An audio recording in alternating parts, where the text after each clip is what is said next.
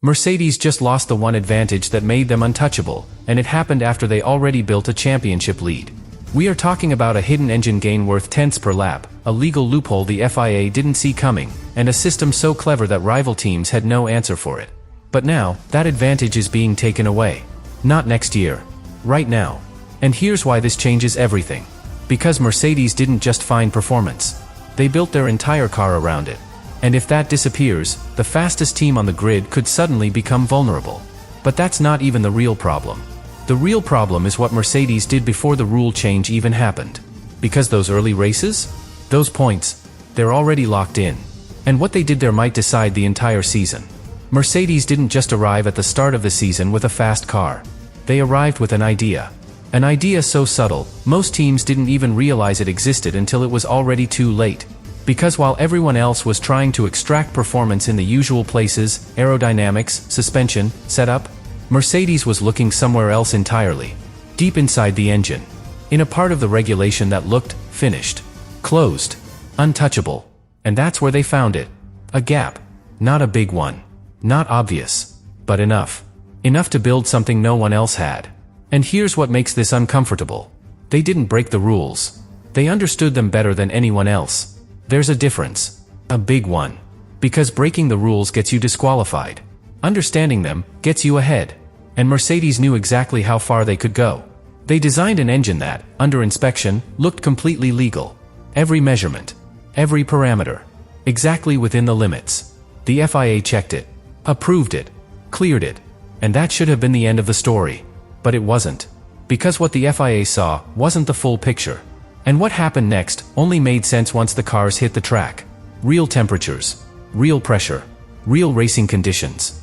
That's where the difference appeared. Suddenly, the Mercedes wasn't just quick. It was consistently faster. On straights. Out of corners. Lap after lap. And not by chance. Not by setup. By design. And this is where the first real question started to spread across the paddock. How is Mercedes gaining time where no time should exist? Because the regulations were supposed to eliminate exactly that kind of advantage. Everything was designed to keep engines close. Balanced. Controlled. But Mercedes had found a way to stretch that balance without technically breaking it. And when engineers from other teams started digging into the data, they noticed something strange. The performance wasn't constant. It changed, depending on conditions, which made it harder to detect, harder to prove, and much more dangerous. Because this wasn't just a strong engine. This was a smart engine, an adaptive advantage, one that only revealed its true potential when it mattered most. And by the time rivals began to understand what was happening, Mercedes had already done the damage. Points secured, podiums locked, momentum established. And in Formula One, momentum is everything. But here's where things take another turn. Because once the suspicion became certainty, the conversation shifted. It wasn't about speed anymore. It was about fairness, about intent, about whether Formula One was being decided by engineering brilliance, or by exploiting something the rules failed to protect. And that's a dangerous place for the sport. Because once teams believe someone has found a loophole, they don't just try to catch up. They try to shut it down. And that's exactly what's happening now. Behind closed doors, the pressure is building. Faster than most people realize. And what comes next could change much more than just Mercedes' performance. The moment rival teams understood what Mercedes had done, everything changed. Because this wasn't just a clever idea anymore. It was a threat. A real one. Not just to race results, but to the balance of the entire season. And in Formula One, when something becomes a threat like that, the response is never slow. It's immediate. Quiet at first. Then aggressive. Engineers started comparing telemetry. Line by line. Corner by corner. And what they saw confirmed their worst suspicion. Mercedes wasn't just faster. They were operating in a window no one else could reach. And that's when the political game began. Because in this sport, performance is only half the battle. The other half happens in meetings, emails, private conversations with the FIA. And this is where things get uncomfortable. Because not every team wanted the same outcome. Some teams were desperate to stop Mercedes immediately. Others were already too far behind to benefit from a sudden change. And a few were quietly trying to understand if they could replicate it. But one thing was clear. If nothing changed, Mercedes would keep winning. And not by a small margin. By control. By consistency. By design. So the pressure on the FIA started to build. Not publicly. Not yet. But internally, it was intense. Because the FIA had a problem. A serious one.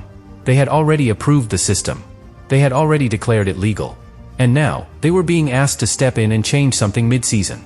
That's a dangerous move. Because it sets a precedent. If you change the rules after one team gets ahead, where do you stop? But at the same time, if you don't act, you risk the championship becoming predictable. And that's something Formula One cannot afford. So now the FIA is trapped between two risks. Act, and be accused of targeting Mercedes. Do nothing, and watch the competitive balance collapse. And right in the middle of that tension, there's Mercedes. Watching. Waiting. Fully aware of what's coming. Because they've seen this before. They know how Formula One works when one team gets too far ahead. The conversations. The pressure. The slow shift toward regulation changes. And that's why their reaction isn't just frustration. It's calculation. Because they understand something very few are talking about. If the FIA closes this gap, it won't just remove their advantage. It will expose how much of their performance depended on it. And that's the real risk. Not losing a few tenths, but losing the illusion of control. Because right now, Mercedes looks unbeatable. Precise. Stable. Always ahead. But if that advantage disappears, what remains? Is the car still the best? Or was it built around something that's about to vanish?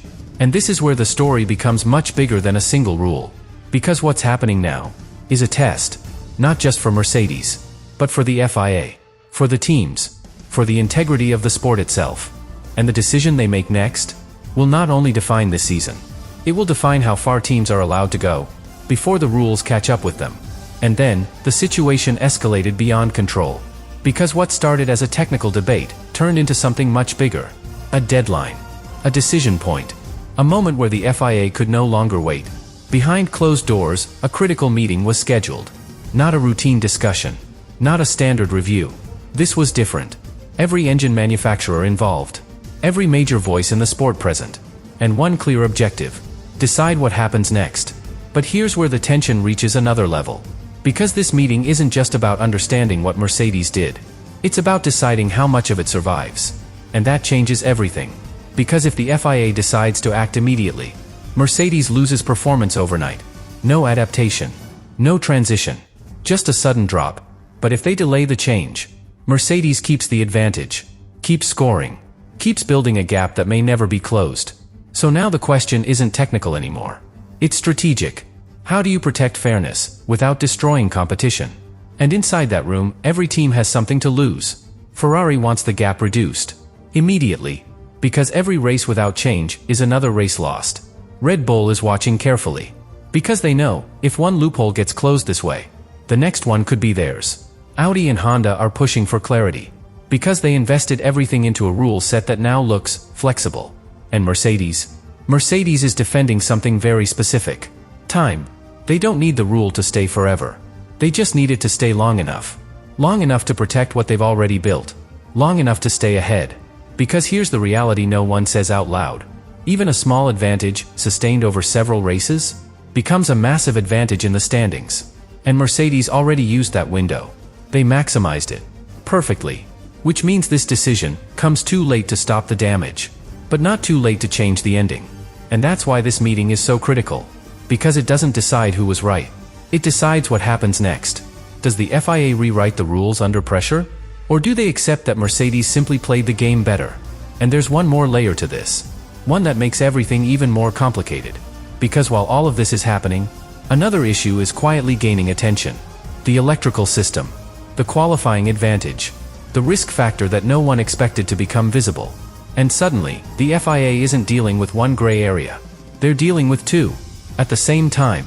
And when multiple loopholes appear together, it creates a pattern. A narrative. One that suggests something deeper. Not just innovation, but systematic exploitation of the rules. And whether that's fair or not, it changes how decisions are made. Because now, this isn't just about fixing a detail. It's about sending a message. About drawing a line. About defining how far is too far. And Mercedes knows this. They can feel it. Because the tone has changed. The conversations are sharper. The pressure is heavier. And the outcome is getting closer. But here's the part that makes this moment so unpredictable. No matter what the FIA decides, someone loses. If they act, Mercedes pays the price. If they don't, the rest of the grid does. And in both scenarios, the championship changes direction. But there's still one final piece missing. One detail that connects everything. And once you see it, you understand why Mercedes is not just frustrated. They're furious. Because this was never just about performance. It was about timing. And timing is the one thing they might be about to lose. Because timing is everything in Formula One. And Mercedes knows they are running out of it. Not on track, but off it. Because while fans are watching lap times, overtakes, podiums, the real race is happening somewhere else entirely. In meeting rooms. In technical directives. In decisions that never appear on screen, but change everything. And right now, the clock is working against them. Because the FIA is no longer asking questions. They are preparing answers. Concrete ones. And those answers come with consequences. The moment a rule is clarified or rewritten, the advantage disappears. Not gradually. Not slightly. Completely. And this is where the real frustration inside Mercedes begins. Because they didn't stumble into this advantage. They didn't get lucky. They invested in it. Months of development. Thousands of hours. An entire engine concept built around one interpretation. One idea. One opportunity. And now, that foundation is being pulled away. Not because it was illegal, but because it was too effective.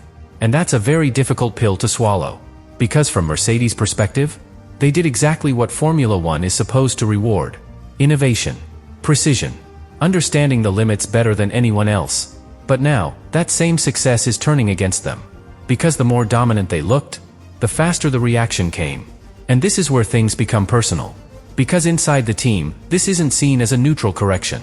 It's seen as interference. As a reaction driven by pressure. By complaints. By the fear of other teams falling behind. And whether that's true or not, it shapes how Mercedes responds. Because they're not just defending performance. They're defending principle. The idea that if something is legal, it should remain usable. At least for the duration of the season. But Formula One has never been that simple. Because there's always a second layer. The unwritten rule. The balance of competition. The need to keep the sport unpredictable. And when one team gets too far ahead, that balance starts to shift. Quietly. Then suddenly. And Mercedes knows exactly what that feels like. They've been here before. Dominant. Untouchable. Then, regulated. Adjusted. Slowed down by changes that arrive just when they are at their strongest. So this moment feels familiar. But also different. Because this time, it happened faster. Much faster. Before the season could even settle. Before rivals had time to respond naturally. And that's why the anger feels sharper. Because from their point of view, they weren't given time to be beaten. Only time to be restricted. And that creates a dangerous tension. Not just between teams, but between teams and the FIA. Because trust starts to erode. Questions start to appear. Where is the line? What is allowed, and for how long? And more importantly, what happens if you find the next loophole? Will it be accepted? Or immediately removed? And this uncertainty changes how teams think, how they design, how far they are willing to go. Because innovation only works if it survives long enough to matter.